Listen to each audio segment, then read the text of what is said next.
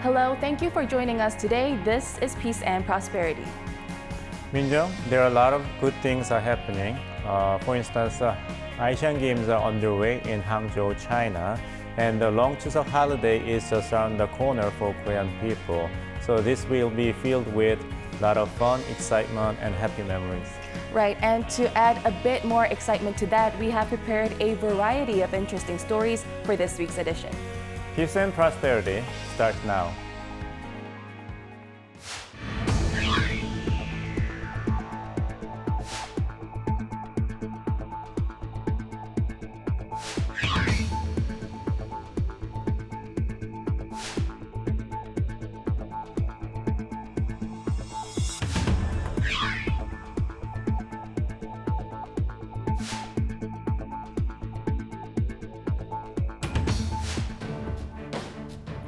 In a keynote speech at the 78th session of the UN General Assembly, President Yoon Suk-yeol condemned North Korea and Russia for stepping up military exchanges.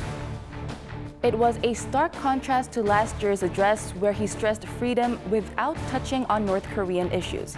He also repeatedly mentioned responsibility and contribution to emphasize South Korea's role as a major global player.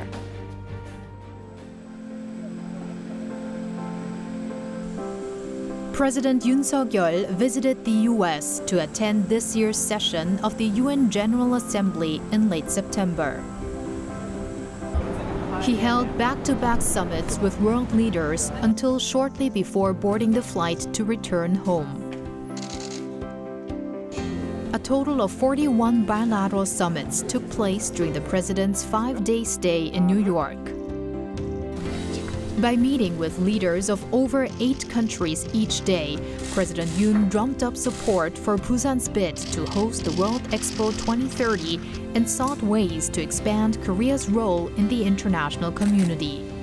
부산 엑스포를 통해 대한민국은 그동안 국제사회로부터 받은 도움을 국제사회에 돌려주면서 책임 있게 기여하는 글로벌 중추국가로 도약하고자 합니다. President Yoon addressed the UN General Assembly for the second straight year. In this year's speech, he stressed Korea's responsibility and role in tackling global issues. In particular, the president raised the issues of development, climate change, and the digital divide, and presented detailed action plans. 확대된 ODA 자금을 활용해 수원국의 수요에 맞는 맞춤형 개발 협력을 추진하겠습니다. President Yoon also warned against deepening military cooperation between North Korea and Russia. While labeling North Korea's nuclear missiles as a threat to the whole world, he denounced Russia for being self-contradictory. 세계 평화의 최종적 수호자여야 할 UN 안보리 상임이사국이 안보리 결의를 정면으로 위반하는 정권으로부터 지원받는 현실은 자기 모순적입니다. Compared with what he said last year at the speech at the same venue, his critique against Russia and North Korea became stronger. It reflects South Korea's security concerns. The exchange of North Korean ammunition and Russian technology in military modernization would contribute to North Korea's improvement in military capabilities. Indisputably, it is a direct security threat to Seoul, very difficult to bear. I think South Korea is trying to make efforts that is proportionate to the South Korea's international capability. South Korea is not a middle power anymore. It is already one of the big powers. And I think it's also duty for South Korea to speak up if there is any evidence that breaks the rule of law in the international community. I think Russia and North Korea case is the one. President Yoon then mentioned the need to reform the UN Security Council as proposed by the US and Japan. In his keynote speech to the UN General Assembly, US President Joe Biden also pushed for enlarging the UN Security Council. It is viewed as a measure to curb the sway of China and Russia. We need to be able to break the gridlock that too often stymies progress and blocks consensus on the Council. We need more voices, more perspectives at the table. In an unusual move, President Yoon criticized Russia at the international gathering, but he made no remarks regarding China. Some pundits see this as a move to avoid unnecessary disputes with China when there are signs of improving relations between the two countries, as seen in Prime Minister Han Duck-soo's bilateral meeting with Chinese President Xi Jinping in Hangzhou, China. President Yoon's foreign policy has always been open to cordial relations with China if China behaves according to accepted universal international laws and norms. One good example is Yoon's remark from the East Asia Summit weeks ago. He assured China that Seoul wants a friendly relationship with Beijing by saying that North Korea should not be an impediment to progress in ROK-PRC relations. The remark means that South Korea has no intention of making China an enemy, though threats from North Korea have driven Korea to form strong ties with Japan and the United States. Meanwhile, China appears to be making more complex diplomatic calculations after Kim Jong-un and Vladimir Putin held a summit in Russia earlier in September. Chinese Foreign Minister Wang Yi recently held talks with White House National Security Advisor Jake Sullivan for 2 days in Malta. He then flew to Moscow and met with his Russian counterpart Sergei Lavrov.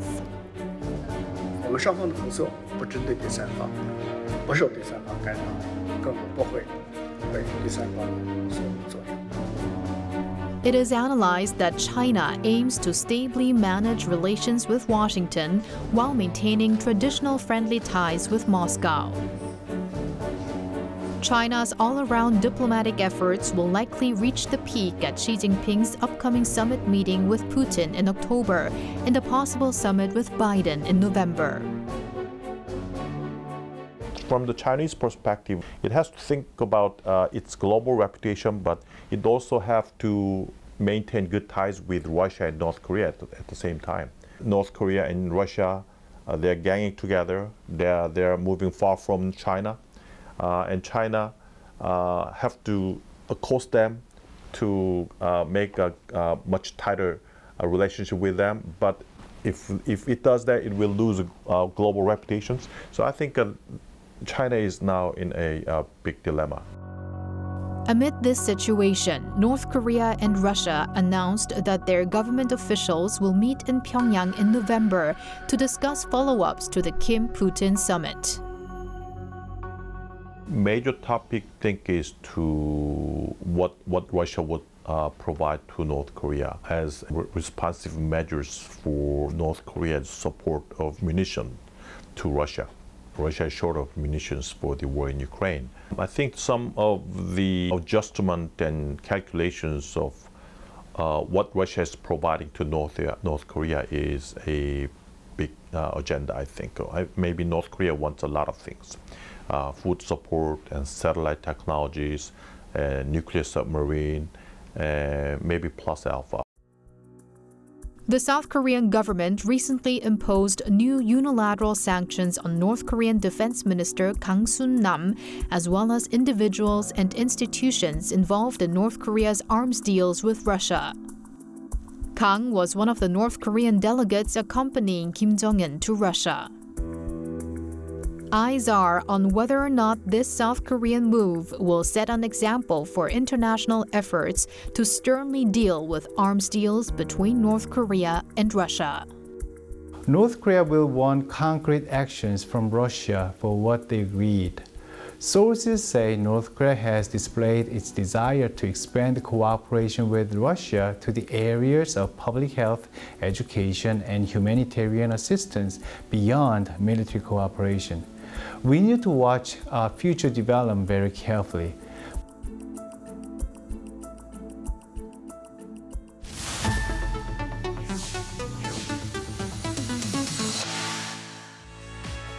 안녕하세요. 탈북민의 시선으로 북한 사회를 알아보는 시간이죠. 북한에서 온 나민이입니다.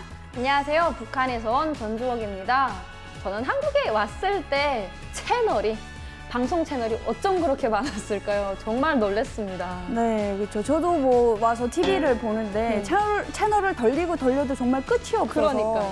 놀랐던 기억이 있어요. 네. 북한에서는 근데 그런 채널 선택권이 그렇게 많지가 않잖아요. 그럼요. 저는 북한에 있을 때 오직 조선중앙TV만 볼 수 있었어요. 그래서 그 조선중앙TV 함께 보시고 이야기 나누겠습니다. 무대를 알리는 일대사변. 경의하는 김정은 동지를 모시고 새로 건조한 잠수함 진수식 성대히 진행. 백전백승 조선노동당의 탁월한 용도 밑에 우리 공화국의 건국 역사에 일찍이 가져보지 못하였던 세계적인 막강한 국방력을 떠올리며 위대한 부흥 강국의 새 시대를 펼쳐가는 영광스러운 려정우의 주체적 해군 무력이 급속한 발전상을 온 세상에 과시하는 새로운 위력적 실체가 출현했습니다. 잠수함 징수식이 있었던 바로 다음 날 조선중앙TV를 통해서 그 영상이 공개가 됐는데요. 북한에서 뭐 있었던 일을 바로바로 알기는 쉽지 않죠. 아무리 조선중앙TV라고 해도. 네, 그만큼 좀 급했던 사안이 아니었나. 그리고 또 빨리 어떻게든 좀 자랑하고 싶었던 게 아니었나 싶기도 합니다. 제가 평양에 있을 때는 그 채널이 한 3개 정도 됐었어요. 조선중앙TV, 만수대 채널, 그리고 교육문화라는 채널이 있었거든요. 네, 저는 양강도에 있을 때 조선중앙TV만 볼 수 있었어요. 다른 거는 없었습니다. 그러면 유일하게 이제 조선중앙TV만 이제 보신 거잖아요. 그러면 시청률이 100%겠네라고 하시는 분들 있겠네요. 그렇게들 얘기를 하시는데 정말 안 봅니다. 재미가 없거든요. 너무 재미가 없어서 거의 안 보고, 그럼에도 뭐 뉴스나 날씨 같은 거는 좀 챙겨봤어요. 그렇죠. 아무래도 날씨는 다음 날 또 어떻게 입고 나가야 되는지, 특히 장마철 이럴 때는 중요하다 보니까 날씨는 봤던 것 같아요, 저도. 그리고 그 외에는 그냥 재밌다라고 하는 어떤 드라마나 만화 영화, 그렇죠. 네, 이런 걸 위주로 봤었습니다. 그럼요. 저도 어릴 때 소년장수, 뭐 영희한 너구리, 다람이하고 숨도치 정말 많이 봤습니다. 네, 그렇죠. 뭐 재밌는 게 좀 없다 보니까 거의 뭐 계속 반복된 내용 나오고 드라마도 재밌다라고 어떤 소문난 드라마만 봤던 것 같아요. 조선중앙TV를 안 보는 거는 비단 뭐 젊은 사람들의 이야기뿐만이 아니라 대부분 잘 안 보잖아요. 그럼요. 이게 조선중앙TV가 안 보는 사실 이유가 있어요. 그 패턴이 있잖아요. 탁 시작을 하면 애국가 김일성, 김정일 장군의 노래 나오고 위대한 수령님의 뭐 혁명 업적 쫙 나온 다음에 잠깐 아동영화 보여주고 또 어디를 현지 지도하시었다 하니까 지루하고 재미있고 주로 업적을 소개하는 영상들이다 보니까 정말 안 봅니다. 네, 또 제가 듣기로는 뉴스 같은 경우, 그러니까 북한에서는 뉴스의 어떤 역할을 하는 보도라고 하잖아요. 그 보도도 일주일치 보도를 미리 다 찍어놓고 위에 이제 그 검열을 받고 승인된 것만 또 방송에 나온다, 이런 이야기를 들었었던 것 같아요. 그리고 북한 같은 경우에는 또 제작 여건이 안 좋다 보니까 찍어뒀던 거, 방영했던 걸 계속해서 반복해서 틀어주는 경우도 많았잖아요. 네. 그래도 뭐 요즘은 좀 바뀐 게 있다면 옛날에는 조선중앙TV가 평일에 오후 4시 반에 시작을 해서 한 10시쯤이면 끝났거든요. 근데 코로나 사태 때문에 그거를 계속해서 상황을 방송하다 보니까 요즘은 평일에도 오전부터 쭉 방송을 한다고 해요. 오, 그렇군요. 그리고 또 북한에 있을 때 러시아 영화도 많이 방영을 해줬잖아요. 그럼요. 러시아 영화도 있고 중국 영화도 정말 많이 봤어요. 중국 영화, 드라마 정말 많이 봤는데 뭐 수호전, 홍루몽. 그렇죠. 네. 그때 방영할 때는 집집마다 뭐 TV 있는 집에 다 찾아가서 막 3, 4, 5 모여서 다 찾아봤던 기억이 있습니다. 저작권을 내는 건지 좀 궁금해하실 것 같아요. 북한에서는 거의 뭐 저작권의 개념, 북한 시민들을 알고 있는 사람들이 없죠. 그럼요. 네, 저도 나중에 오빠가 이제 이야기를 해줘서 저작권이라는 게 있구나를 알게 되었는데, 조선중앙TV 같은 경우에는 이제 정부에서 관리가 되기 때문에 일정한 금액을 내고 관리하는 것으로 알고 있습니다. 뭐 영화나 이런 것도 있지만 또 아이들에게 가장 인기 있었던 것은 애니메이션이잖아요. 혹시 디즈니 애니메이션 북한에서 보신 적 있나요? 북한을 나오기 전에 가장 최근에 봤던 거는 라푼젤이었어요. 네, 사실 전기가 오면 TV를 보기보다는 CD로 보잖아요. 그렇죠. 네. 뭐 웬만한 영화나 웬만한 애니메이션은 CD 대여점에 가면은 다 있기 때문에 그걸 사서 이제 집에서 그냥 집에 두고 보는 경우도 있고 일정한 금액을 내고 빌려서 렌트를 하는 거죠. 빌려서 보는 경우도 있고 맞아요. CD를 정말 많이 봤던 것 같아요.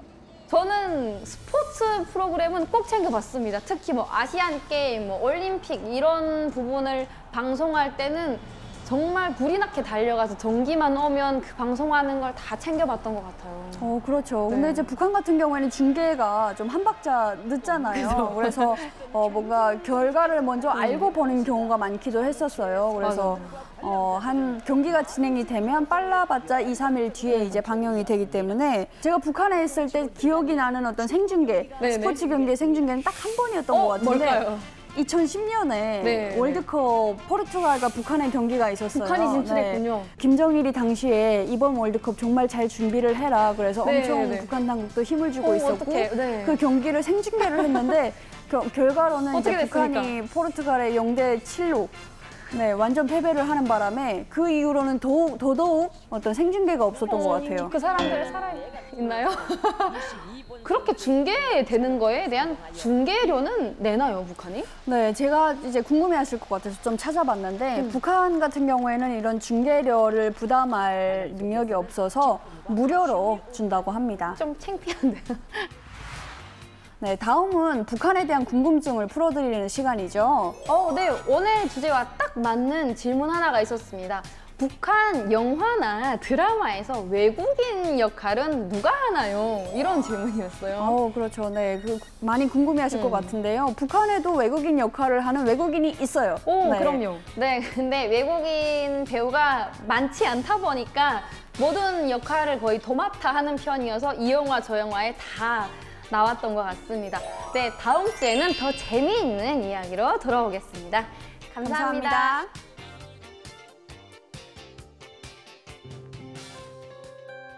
In North Korea, broadcasting is being used as a device for political propaganda and brainwashing. It is contradictory that the people are more interested in foreign movies or sports games. As a measure to control the society, the North Korean regime has legislated a variety of acts and tightened its ideological grip on the people. They include a 2020 law to eradicate reactionary ideology and culture, the Youth Education Assurance Act adopted in 2021, and the Pyongyang Cultural Language Protection Act in 2023. With its borders reopened, the North Korean regime is expected to further strengthen the censorship of foreign movies and information. In Hangzhou, China, athletes from 45 nations all over Asia are now vying for medals. Around 480 matches in 40 fields will be taking place in the Asian Games during the 16-day run. Taekwondo, Korea's traditional and national martial arts, is also one of the sports competing in the Games. Korea has worked endlessly to have Taekwondo recognized as an international sport. We met with Kang Hee-sung, a former Taekwondo player who participated in the inaugural World Taekwondo Championships. 제1회 세계 태권도 선수권 대회가 서울에서 열렸습니다. 우리나라 어린이들의 태권도 시범으로 시작된 이번 대회에는 태권도의 종주국인 우리나라를 비롯한 세계 각 지역에서 16개국 20개 팀의 161명 선수들이 참가했습니다. 저는 1973년도 제1회 세계 태권도 선수권 대회에 출전했던 강의성입니다. 현재는 대한체육회 남북체육교류위원회 부위원장을 맡고 있습니다. 국제대회니까 관중도 많이 있었고 외국 관중들, 대사관들하고 이 8군에 가서 관중들이 많이 왔습니다. 그래서 분위기는 아주 뜨거웠죠. 첫 대회를 선수로 출전한다는 것은 개인적으로 영광이지만 한편으로는 이렇게 부담도 많이 있었죠. 외국의 선수들도 이제 무시할 수는 없었고, 왜 그러냐면 한국 사범들이 가르쳤기 때문에 실력들이 좀 많이 좋아진 선수들도 있었고, 또 특히 미국 같은 데는 아주 많이 평준화가 돼서 선수들이 아주 강한 선수들이 많이 있었습니다. 이제 세계 1위라고 하니까 관심들을 많이 갖고 훌륭한 선수들이 많이 있어가지고 경기 힘들었습니다. 열전 3일 동안의 경기 끝에 우리나라는 단체전과 개인전 등 전 종목을 휩쓸어 선수권을 독차지했습니다. 결과는 당연히 우승이죠. 아무래도 기량이 아직은 그러면 그리고 한국 대표 선수가 되는 게 중요하지. 한동안 그랬죠. 막 시합하다 보면 이제 부담도 하고 야 이게 참 해냈구나 이제 하는 그런. 서울에서 열린 제2회 세계 태권도 대회입니다. 개회식 지사에서 김종필 국무총리는 우리 한민족은 태권도로서 몸과 마음을 단련했고 희생과 봉사를 바탕으로 하는 근대 시민 정신을 기르면서 동양적인 무도 정신을 배양해왔다고 말하고 이번 대회에서 태권도가 올림픽 경기 종목으로 되게 하는 기반을 마련해야 한다고 당부했습니다.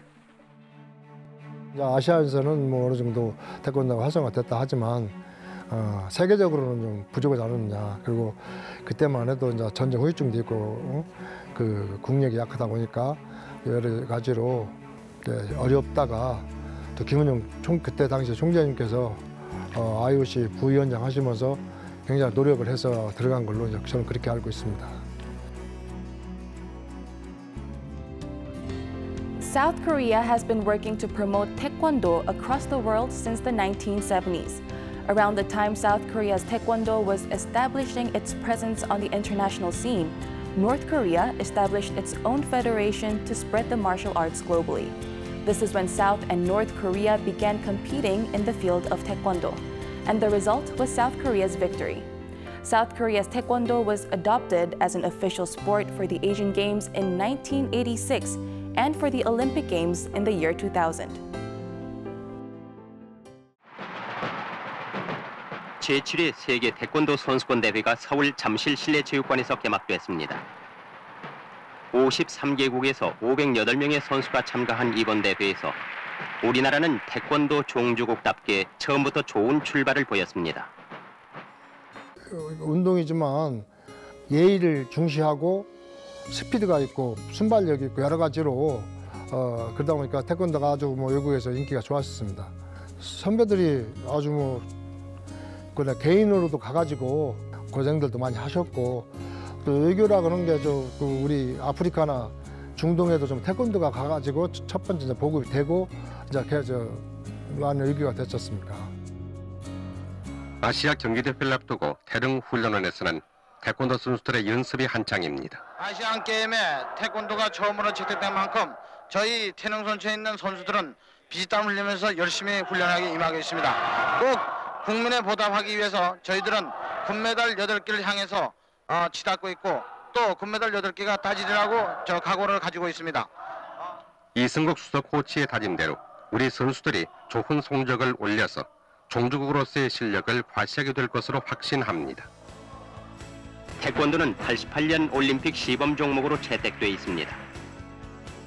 2년마다 계속해서 활성화가 되니까 인구도 이제 늘고 선수들도 늘고 선수 기량도 좋아지고 그렇게 해서 이제 IOC에서 이렇게 계속 지켜보고 있다가 이제는 들어갈 때가 됐구나라고 해가지고 총회에서 인준이 돼가지고 태권도가 올림픽에 들어가게 된 거죠.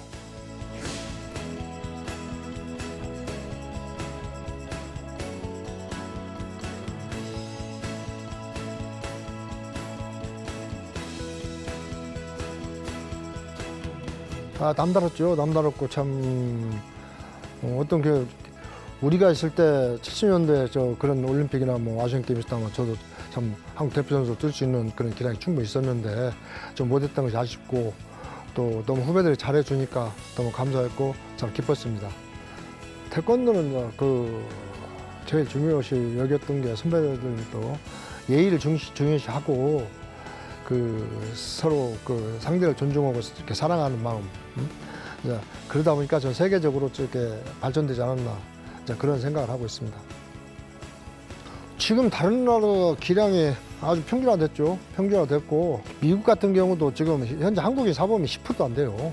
전체 다 자국의 사람들이 사범들을 하고 유럽도 그렇고 이제 태권도가 완전히 세계화 돼가지고 정말 한국이 태권도 본산지로서 세계화할 수 있고 모든 것을 여기서 태권도 자체를 보급할 수 있는 그런 시스템이 좀 돼야죠.